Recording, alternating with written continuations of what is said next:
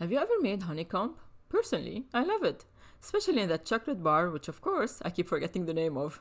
So I figured what could be a more fitting way to inaugurate my ice cream series than by attempting to craft a keto-friendly version of that beloved honeycomb, perfectly paired with a rich chocolate ice cream. To make the honeycomb, I start by meticulously preparing the baking sheet, shaping it into the specific mold I intend to use.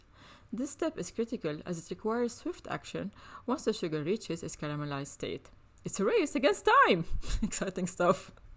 In my small pan, I add half a cup of allulose with 1/8 of a cup of water.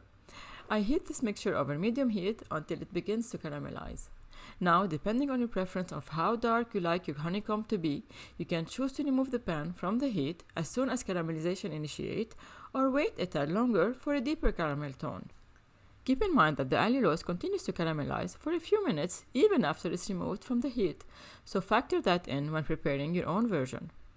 After the pan is safely removed from the heat, I add 1/4 teaspoon of baking soda and briskly whisk it into the mixture. It's a sight to behold as it transforms and expands before your very eyes. Now is the moment to pour it into your mold and set it aside to cool down to room temperature. While the honeycomb is cooling, it's the perfect time to prepare the ice cream. I mean, any time is the perfect time to prepare your ice cream, no? In my mixing bowl, I combine half a cup of cottage cheese, 1/8 of a cup of sweetener, and half a tablespoon of cocoa.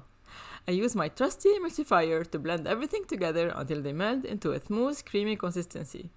This mixture is then poured into a freezer-safe mold and stowed away in the freezer for approximately 1 hour.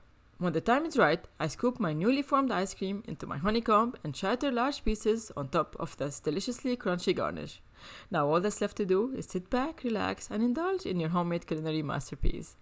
I really hope you give this recipe a try, and if you do, please let me know how you like it. Happy ice cream season! Or was it happy non-baking? Which is your favorite?